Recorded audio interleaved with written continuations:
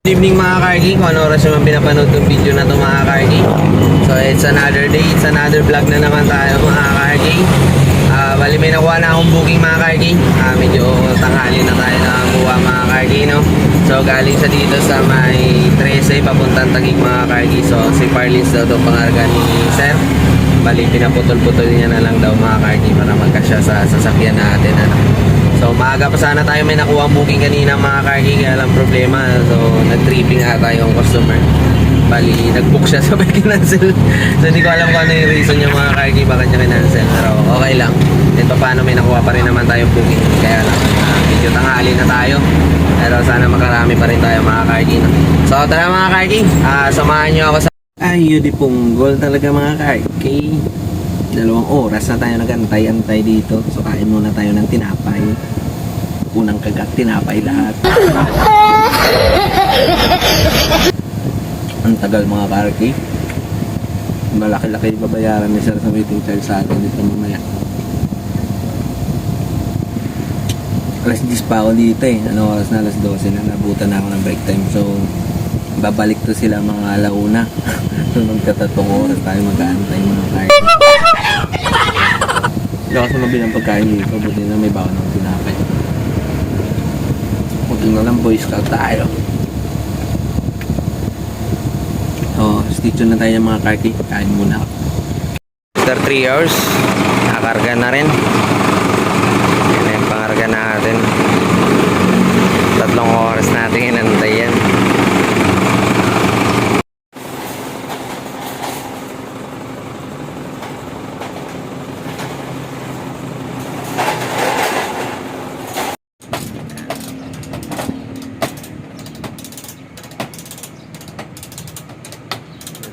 Pangigpit wala nang kawala eh.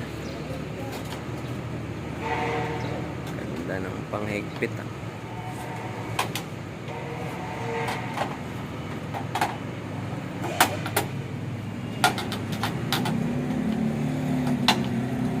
dali.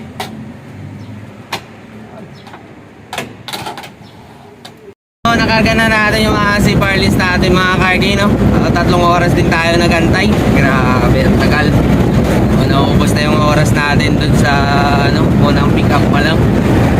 Pero okay lang, willing naman si Sir magbayad sa atin yung additional charge about sa waiting time mga Kargi.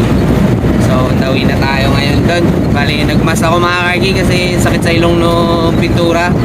Yan o, bagong pintura kasi yung dulo ng si Parlins. Dali piniturahan nila yung pinagtugtungan. Yung pinagputulan nila, nilagyan nila ng pintura. So masakit sa sailong. So tara mga Kargi, hatid na natin itong pagkaraan ng 300 metro sa rotonda lumabas sa ikalawang exit. Let's go. Grabe mga Kargi. Ubus na yung oras natin dun sa pick up, pati pa naman dito sa papunta sa drop off. Ubus oras din. Skyway na tayo para iwas traffic, tapos traffic din pala dito.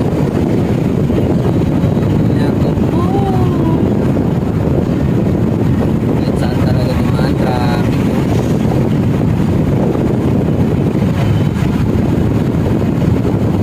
So oras natin. Wala tayong choice kundi pagtsagaan. Na tayo mga Karki sa drop-off. So antayin na lang natin yung magre-receive nitong si Parlins natin mga Karki. So 100 piraso yan mga Karki. So standby lang tayo na mag-receive nito. Ayan talaga ang haba. Pinuputol nila. Pinaputol lang po.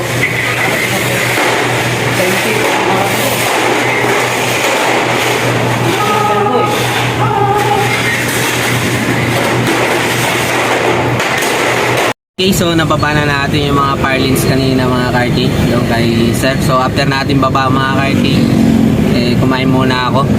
Gugutom na talaga ako. So kanina kasi nabusog ako dun sa tinapay, kaya lang nung after baba nung pangarga natin nagutom ako. So So magra-rush hour na rin, so kasama na rin dinner ng mga kargay, ano.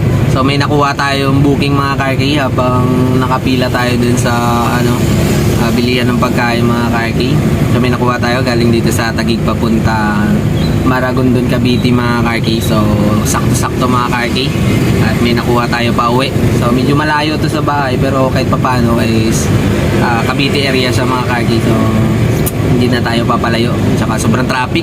So ayoko na kumuha ng mga papalayong booking mga kargay. So tara, punta na natin. Let's go! Mga kargay sa pick up. So sakto-sakto mga kargay, mabot tayo. Hanggang alas 5 lang sila.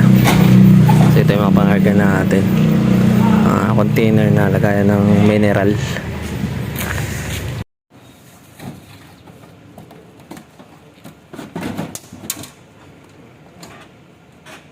So nakarga na natin. So sakto-sakto talaga yung dating natin mga kargi.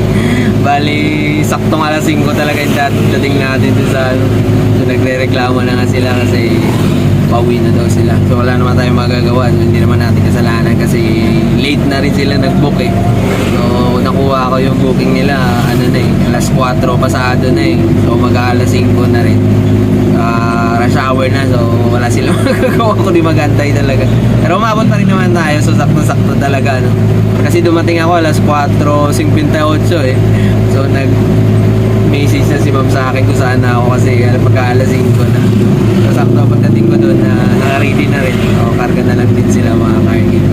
So tara, long ride na naman tayo mga kargi. Bali Maragondon yung drop natin, medyo malayo-layo ito galing dito sa Taguig. So let's go!